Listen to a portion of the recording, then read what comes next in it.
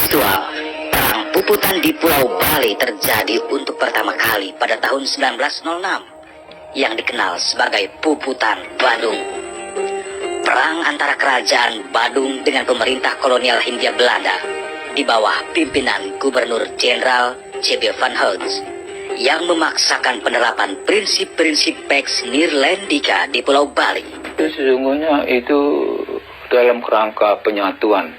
Jadi penyatuan Indonesia oleh Belanda dalam Pax Nirlendika yang tadi saya sampaikan, itu supaya Belanda sudah berusaha untuk menguasai dan memerintah.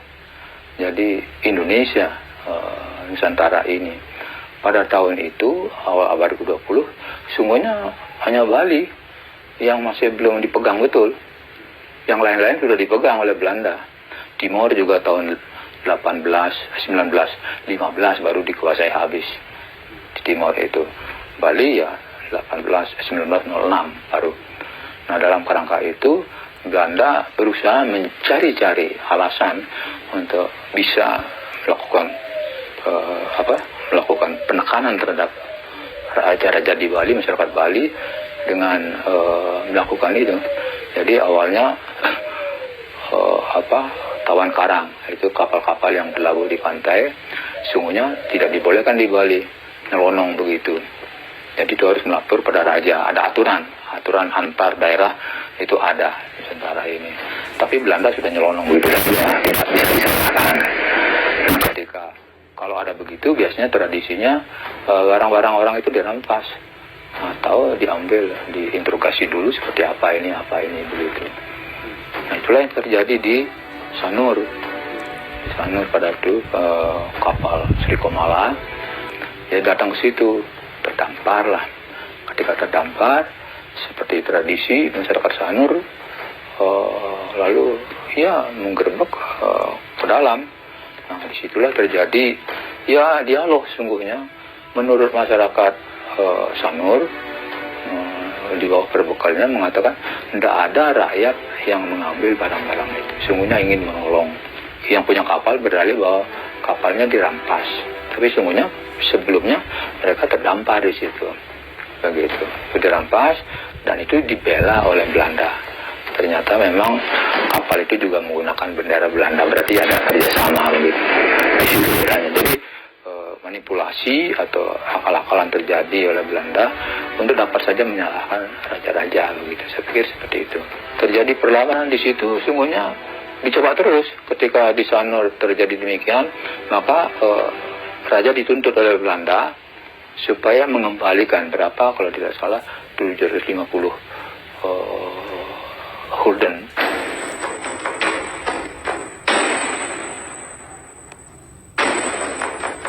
Untuk membuktikan mereka benar-benar tidak bersalah, 2.800 rakyat Sanur bersumpah di sebuah pura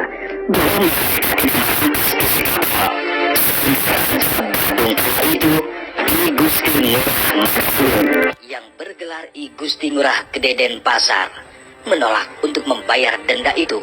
Raja sungguhnya bukan karena uang. Kalau uang barangkali ada. Sampai dalam wawancara saya di Puri Denpasar tercetus cerita bahwa pada suatu malam ketika terjadi negosiasi begitu, ada utusan Belanda, kurir pemerintah Belanda datang ke Puri diam-diam. Tuanku Raja, apakah tuanku memang tidak punya uang untuk menebus itu? Kalau tidak punya uang, kami berikan uang untuk nebus. Meskipun telah diultimatum, Raja Badung I Gusti Ngurah Gede Denpasar tetap menolak tuduhan dan tuntutan sampai batas waktu 9 Januari 1905. Sehingga pemerintah kolonial Hindia Belanda mengirimkan kapal angkatan laut mereka ke perairan Badung untuk melakukan blokade ekonomi.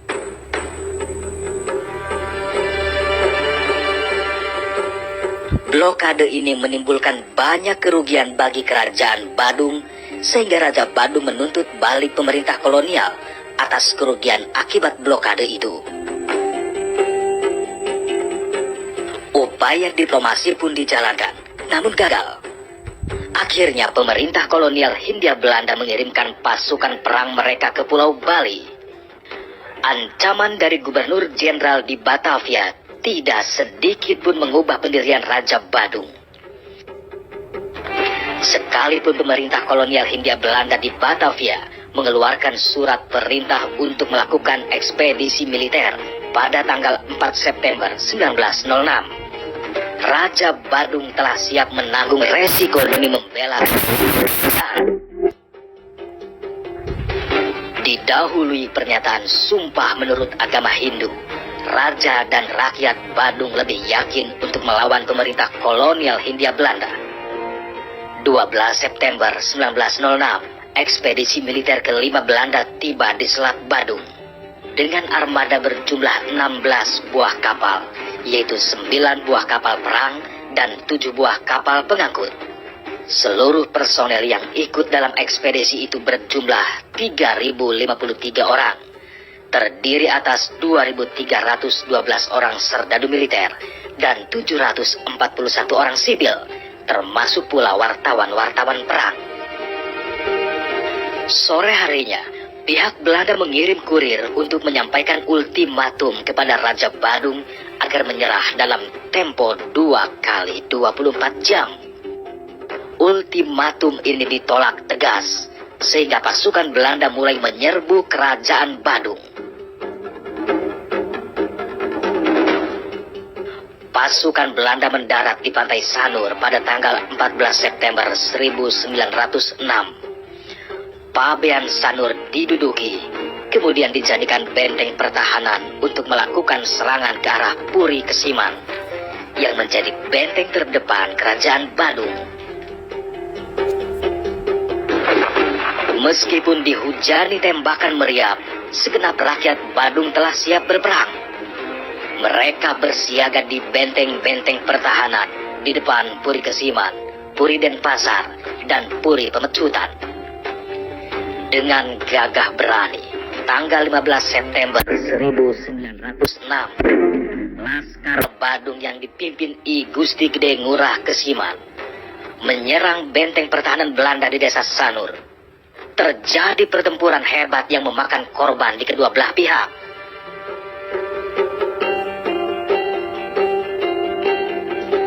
Esok harinya, pada tanggal 16 September 1906, 2 batalion tentara Knil di bawah pimpinan Roos van Toningen bergerak meninggalkan benteng pertahanan mereka ke arah desa Panjer dan Sesetan. Sebagian pasukan yang lain bergerak ke arah Kesiman. Sepanjang perjalanan, pasukan Hindia Belanda mendapat perlawanan sengit dari rakyat dan Laskar Badung.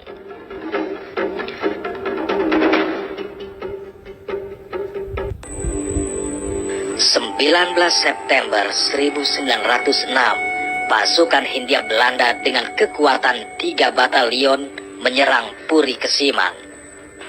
Datang pasukan lagi di Sanur, ngebom dari jauh, dibiarkan oleh raja. Tidak dilawan, tapi dibiarkan saja. Nah, terus berhari-hari begitu rupanya. Lalu raja di Denpasar bersiap terus untuk menghadapi persoalan itu. Dan ketika dibom terus memang tidak. Tapi di daerah-daerah banyak tantangan, banyak perlawanan juga. Tapi karena senjata modern ya kalah aja. Terus saja nerobos bisa sampai ke Kesiman, dekat Puri begitulah. Di Puri, di Kesiman terjadi perlawanan, terjadi saling bunuh juga antara yang mungkin pro ingin Belanda barangkali dan yang membela raja gitu. Mengetahui Belanda telah menaklukkan Puri Kesiman, malam harinya di Puri Denpasar, Raja Badung I Gusti Ngurah Gede Denpasar mengumpulkan seisi Puri dan rakyatnya. Pada waktu itu raja mengumpulkan semua rakyat Badung, rakyatnya yang dikuasai, kumpulkan semua, diberi wacana bagaimana kalian ini kita akan puputan. Sekarang habis-habisan, cepat mati. Siapa yang berani ikut silakan, kalau tidak berani jangan ikut. Ini kita akan puput, akan selesai, mati atau hidup. Esok harinya, Kamis pagi, tanggal 20 September 1906, dengan berpakaian serba putih, tua, muda, lelaki maupun perempuan, serentak turun bersama raja untuk berperang. Tanpa rasa takut, dengan peralatan perang seadanya, rakyat dan raja melawan tentara kolonial Hindia Belanda. Jadi perang. Nah, dalam perang itu memang rakyat Badung, pengikut raja, memang sepertinya membabi buta. Tidak tahu taktik perang, tidak tahu strategi, tapi sudah harus lawan itu. Dia bunuh atau kita dibunuh, siap gitu. Nah, disitulah kesannya pada bacaan-bacaan arsip Belanda, sempat serdadu Belanda juga tertegun, berpikir keras, apa saya harus nembak atau tidak, karena rakyat bersama rajanya sudah maju terus dengan tombaknya, maju terus nyerang gitu, sudah dengan peringatan senjata ke atas, tidak digubris, maju terus begitu, dan sampai merojok dekat. Nah, karena sudah terlalu dekat, maka terpaksa ditembak oleh Belanda. Itulah berhamburan korban begitu. Tak butuh waktu lama bagi Belanda untuk menaklukkan Puri Denpasar. Didukung dengan tembakan meriam dari kapal perang di pantai Sanur, kira-kira pukul 12 siang, Belanda berhasil membumi hanguskan Puri Denpasar. Raja Badung, I Gusti Ngurah Gede Denpasar, gugur. Setelah Puri Denpasar berhasil ditaklukkan, tentara kolonial Hindia Belanda terus bergerak maju, menyerang Puri Pemecutan yang terletak di sebelah barat Puri Denpasar. Tentara Belanda kembali menghadapi perlawanan sengit dari Raja Pemecutan. Mulailah pasukan Belanda ke Pemecutan, atau Pemecutan Puri yang di sebelah barat itu. Di Pemecutan juga sudah diintai oleh pasukan Pemecutan, karena ada dua raja pada waktu itu, sama-sama siap di istananya sendiri gitu. Jadi begitu ada sungai, begitu turun, naik sungai, disitulah diserang oleh pasukan Puri, pasukan raja. Banyak korban para pasukan berkuda korban. Nah, tapi juga karena pendukung pasukannya banyak, memang bisa juga naik. Jadi ke Puri berhadapan dengan pasukan Puri yang memang siap mati juga. Pukul 6 sore, Puri Pemecutan, benteng terakhir kerajaan Badung, berhasil diduduki pasukan Belanda. 20 September 1906, kerajaan Badung jatuh ke cengkraman pemerintahan kolonial Hindia Belanda. Sekitar 3.000 orang tewas dalam perang Puputan Badung. Perang ini adalah puncak perlawanan raja dan rakyat Badung terhadap penjajah Belanda. Dalam catatan Bali sampai 3.000-an yang meninggal orang Bali, tapi Belanda tidak seberapa. Ada sih, saya tidak hafal itu ada. Nah, tapi kalau catatan Belanda menyebut sekitar 1.500-an ada yang meninggal. Itulah semangat Puputan di situ, dan memang ini menjadi simbol perjuangan, lalu sampai sekarang dipakai simbol perjuangan. Jadi Puputan habis-habisan, perang sampai habis-habisan. Proklamasi kami bangsa Indonesia dengan ini menyatakan kemerdekaan Indonesia. 2 hari setelah proklamasi kemerdekaan Indonesia, Bali bersama Nusa Tenggara Barat dan Nusa Tenggara Timur ditetapkan menjadi bagian wilayah Republik Indonesia dan tergabung dalam wilayah Provinsi Sunda Kecil dengan Gubernur I Gusti Ketut Puja. Di Pulau Bali, meski Jepang telah menyerah kepada sekutu, namun sikap mereka tak segera melunak pada pemerintahan Republik Indonesia.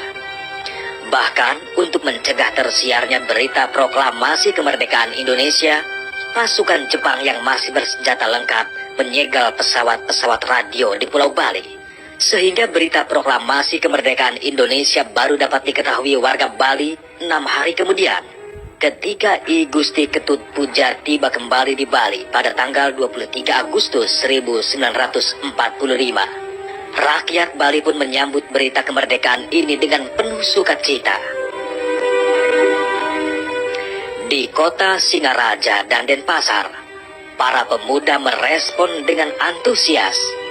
Untuk mendukung proklamasi kemerdekaan, para pemuda membentuk Organisasi Angkatan Muda Indonesia atau AMI pada tanggal 31 Agustus di Denpasar. Selain itu, dibentuk pula Badan Keamanan Rakyat atau BKR. Mereka inilah yang gencar menyebarluaskan berita proklamasi ke seluruh pelosok Pulau Bali. Terdengarnya beberapa hari. Jadi beberapa hari kemudian terdengar itu. Ketika sudah terdengar, lalu tokoh-tokoh Republik yang terpelajar, yang bekas pelajar jadi menjadi tentara pelajar sebelumnya, itu sudah mulai bergerak, seperti melakukan kampanye show ke daerah-daerah, juga mendekati raja-raja yang dulunya tunduk. Untuk kita sekarang sudah merdeka, kita sudah menjadi Indonesia, mari kita dukung perjuangan kemerdekaan ini. Ada proklamasi menjadi Indonesia, kita dukung. Itu kampanye awal. Ketika sudah dengar, maka tokoh-tokoh Republik di Bali itu kampanye show ke daerah-daerah. Segenap rakyat Bali terus berjuang demi kemerdekaan Indonesia, termasuk pula seorang pejuang Bali bernama I Gusti Ngurah Rai. I Gusti Ngurah Rai dilahirkan pada tanggal 30 Januari 1917 di desa Carangsari, Petang, Badung, Bali. Setelah lulus sekolah menengah pertama, dia masuk sekolah kader militer Prayoda Bali, kemudian melanjutkan pendidikan perwira cadangan di Magelang dengan pangkat Letnan II. Saat pendudukan Jepang, ia lebih memilih bekerja sebagai pegawai biasa daripada bergabung menjadi tentara pembela tanah air atau PETA yang dibentuk oleh Jepang. Setelah kabar Indonesia merdeka sampai di Bali, I Gusti Ngurah Rai bergabung dalam Tentara Keamanan Rakyat atau TKR dan diangkat menjadi komandan.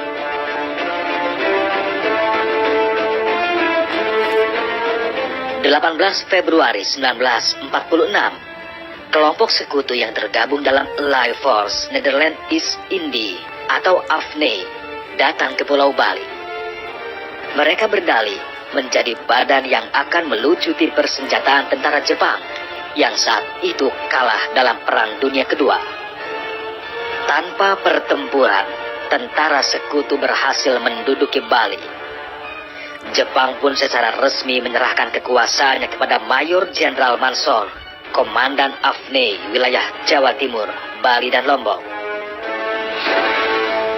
Keadaan berubah pada 2 Maret 1946 ketika pemerintahan Hindia Belanda atau Netherlands Indies Civil Administratie atau NICA dan batalion awak kapal Gajah Merah yang dipimpin Letkol Infantri F.H. Termulen mendarat di Sanur. Tentara yang awalnya datang untuk menggantikan tentara Inggris ternyata dengan cepat menduduki kota-kota di Pulau Bali dan menangkap para pemuda pro kemerdekaan. Suasana Bali kembali tegang. Gajah Merah itu kan tentara Belanda yang diistirahatkan lah selama pendudukan Jepang itu di Siam, yang diistirahatkan istilahnya. Tapi begitu Bersekutu menang, ya ini yang dikirim ke daerah sini, daerah Sunda kecil ini, termasuk Bali lah di situ. Itu yang dikirim sehingga ya, orang-orang yang tadinya ya ini keberingasan itu muncul. Disitulah terjadi istilahnya insiden-insiden. Sejak kedatangan tentara Gajah Merah, perjuangan rakyat Bali mempertahankan kemerdekaan semakin berat. Apalagi para personel pemerintahan Hindia Belanda atau NICA berhasil mendekati sebagian raja-raja Bali untuk bekerja sama menentang kemerdekaan Republik Indonesia dengan mendirikan Laskar Anti-Republika. Belanda bermain mata dengan raja-raja, sehingga NICA itu memperoleh dukungan dari raja-raja, sebagian besar raja-raja. Ya, sebagian besar saya katakan. Ada raja yang mendukung Republik juga. Nah, disitulah terjadi ketegangan, mulai tegangan antara orang Bali dengan orang Belandanya sendiri, orang Bali dengan orang Bali sendiri, pemimpin orang Bali dengan raja-raja dan sebagainya. Di Yogyakarta di bulan Januari, I Gusti Ngurah Rai bertemu Presiden Soekarno dan para pimpinan TKR. Akhirnya, Kepala Staf Umum Tentara Republik Indonesia, Letnan Jenderal Urip Sumoharjo berjanji mengirimkan bantuan senjata dan personil ke Pulau Bali. 4 April 1946, setelah diangkat sebagai Komandan Resimen Tentara Republik Sunda Kecil dan mendapat bantuan personil dan senjata, I Gusti Ngurah Rai kembali ke Pulau Bali. Namun Belanda yang menjaga ketat titik-titik pendaratan di Pulau Bali membuat pertempuran kembali berkecamuk. Kembali lagi ke Bali, artinya dari Banyuwangi menyeberang. Ini sering di dalam lalu lintas Jawa Bali itu Belanda melakukan patroli di Gilimanuk itu kan, sepanjang pantai-pantai yang disinyalir sebagai tempat pendaratan itu dijaga ketat, sehingga ya pernah terjadi rombongan Rai itu bisa kembali lagi ke Banyuwangi karena dijaga ketat. Nah, itu mencari hari-hari, malam hari atau apa, sampai bisa masuk ke Bali. Selain rombongan tentara I Gusti Ngurah Rai, pada hari yang sama 138 orang tentara bantuan dari Pulau Jawa yang dipimpin Kapten Markadi juga diberangkatkan dari Pelabuhan Banyuwangi ke Pulau Bali. Itu yang disebut pasukan M. Ini yang memperkuat pertahanan Bali itu. Tapi setelah perjalanan Juni-Juli itu Markadi kan sudah terpencar semua. Markadi kembali ke Jawa. Itu kembali ke Jawa itu ditembakin juga. Markadi selamat, tapi teman-temannya ada yang tewas di laut. Sesampainya di Pulau Bali pada 14 April 1946, Letnan Kolonel I Gusti Ngurah Rai menggalang kekuatan. Di daerah Munduk Malang, daerah terpencil di Tabanan, berbagai badan perjuangan bergabung di markas besar umum Dewan Perjuangan Rakyat Indonesia Sunda Kecil. Tentaranya beberapa saja, tidak banyak. Ya, yang banyak kan yang PRI itu, PRI atau Pesindo itu kan. Itu sehingga jumlahnya awal itu menurut catatan itu sekitar 800 orang.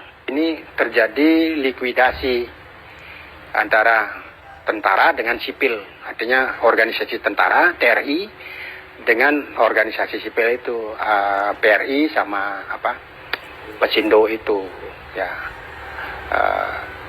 itu bergabung dia berlikuidasi membuat sebuah badan perjuangan.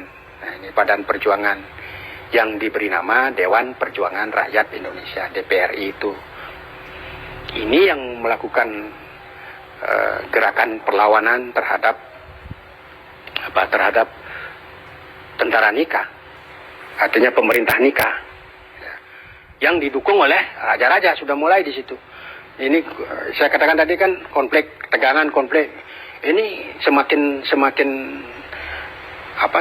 kuat konflik itu terjadi bulan April, Mei, Juni. Nah, ini Juni diputuskan. Nah, ini April, Mei ini sudah jadi kontak-kontak senjata.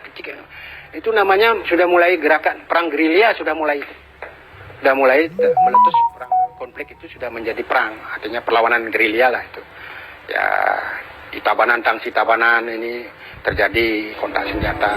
Di bawah komando I Gusti Ngurah Rai, berkali-kali para gerilyawan menyerang pos-pos Nika. Selama 1 bulan, setidaknya terjadi 5 pertempuran sengit. Masifnya serangan membuat gelisah para serdadu Belanda. Akhirnya pada tanggal 3 Mei 1946, JBT Koning, Kapten Infanteri Kerajaan Belanda, mengirim surat dan ultimatum agar Letnan Kolonel I Gusti Ngurah Rai mau berunding. Tidak ada ketakutan. Tanggal 18 Mei 1946, ajakan berunding dan ultimatum Belanda dibalas surat penolakan. Untuk menghadapi serangan Belanda, pada tanggal 1 Juni 1946, I Gusti Ngurah Rai dan pasukannya memutuskan bergerilya dengan cara long march ke arah Bali Timur.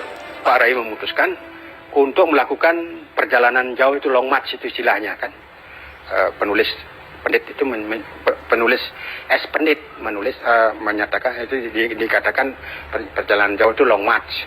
Long march ya kalau saya dimulai dari Gunung Batu Karu sampai ke Gunung Agung. Itu sepanjang itulah perjalanan itu dilakukan oleh Ngurah Rai untuk apa? Untuk memecah pertahanan Belanda di barat supaya menghadapi ini pasukan ini mau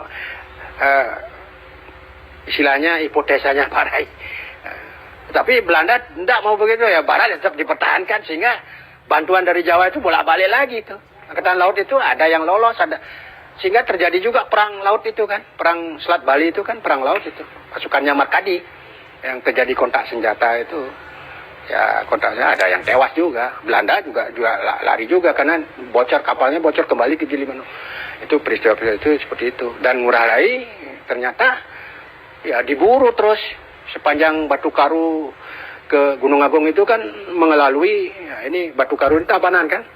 Tabanan, daerah Buleleng kan itu, Buleleng, Badung Utara, Bangli ini sepanjang ini. Bangli, Karangasem, itu daerah itu kan. Di Batu Karu, Gunung Agung itu seperti itu. Itulah Bali itu di sisi utara itu dijadikan basis perjuangan perjalanan panjangnya Ngurah Rai pada bulan Juni sampai Juli.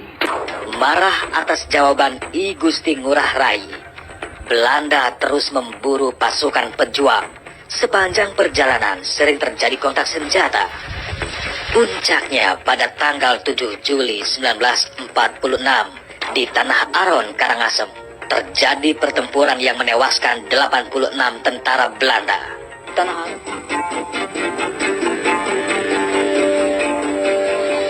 Setelah kemenangan gemilang di Tanah Aron, dalam keadaan kelelahan dan kelaparan, pasukan I Gusti Ngurah Rai terus bergerak. Karena bekal yang terus menipis, akhirnya pada tanggal 23 Juli 1946, I Gusti Ngurah Rai mengadakan rapat dan memutuskan untuk memecah pasukan menjadi kesatuan kecil dan memutar kembali ke arah barat. Linggarjati itu kan tahun 46 ya? 15 November 46. Jadi pada waktu itu di Bali kan sudah terjadi tekanan-tekanan militer. Jadi yang Ngurah Rai bertahan, saya setia pada pimpinan pusat di Jakarta. Itu jawabannya. Jadi kalau mau urusan diplomasi, silakan di pusat, jangan saya. Di sini tugasnya mengamankan situasi di daerah. Itu jawabannya. Tegas beliau itu. Jadi tidak mau diplomasi. Jadi ada pusat yang punya urusan diplomasi bilangnya. Jadi kita akan sudah tunduk dengan pusat soal keamanan. Kalau Anda di sini mengacau, membuatkan ricuh, maka kami akan hadapi sampai mati. Itu komentarnya pada tokoh Belanda di sini, pemerintah Belanda di mana. Pikiran beliau sudah satu dengan Republik. Persoalan raja-raja membentuk NIT nantinya lain. Tanggal 18 November 1946, 2 hari sebelum terjadi perang besar di Tabanan, Letkol I Gusti Ngurah Rai dan Kapten I Gusti Wayan Debes sepakat untuk menyerang dan melucuti senjata di tangsi polisi Belanda di kota Tabanan.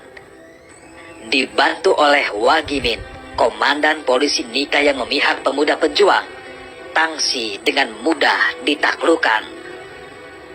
Tangsi itu sungguhnya itu malam hari diambil. Itu karena sasarannya mencari senjata.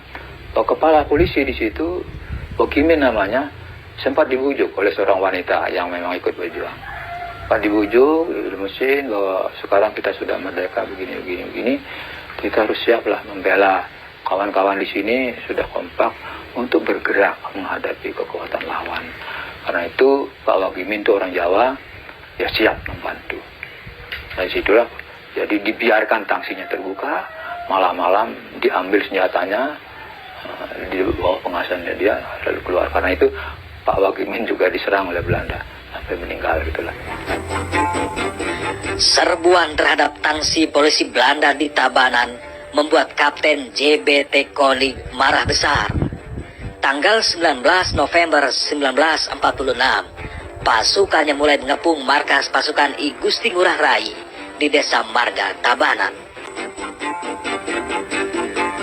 Pagi harinya pada tanggal 20 November 1946, untuk menghindari korban dari masyarakat sipil, I Gusti Ngurah Rai dan pasukannya bergeser dari pemukiman ke lahan pertanian. 20 pagi udah patroli Belanda datang. Nah, ini terdesak ini. Artinya pasukan inti ini terdesak. Nah, lalu membuat stealing, membuat pertahanan di desa ini, di tempat sekarang Taman Punyaan Bangsa ini. Istilahnya itu kan sawah itu, bahasa Balinya umekaan namanya itu. Itu ditumbuhi pohon jagung itu, di situ bertahan. Ciung Wanara, pasukan Ciung Wanara ini bertahan. Tapi Belanda sudah mengurung. Desa Marga ini sudah dikurung dari berbagai penjuru, itu sudah dikurung. Di tanggal 20 itu sudah mulai bombardir lagi. Dikurung, tembak-menembak terjadi juga. Ya, ada korban, Belanda ada korban, di pihak Republik satu persatu korban juga. Bombardir semua. Ya, sampai siang terjadi. Mungkin sampai sore lah itu.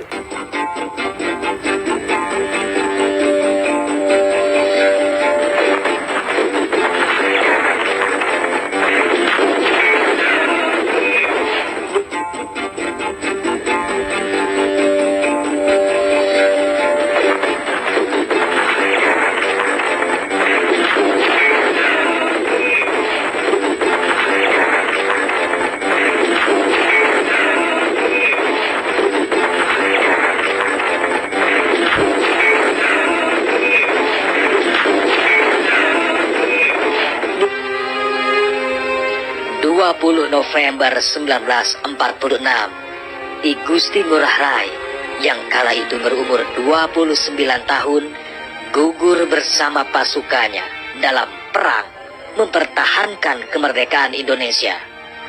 Sebuah perang membela kebenaran sampai titik darah penghabisan. Perang yang dikenal sebagai Perang Puputan Margarana.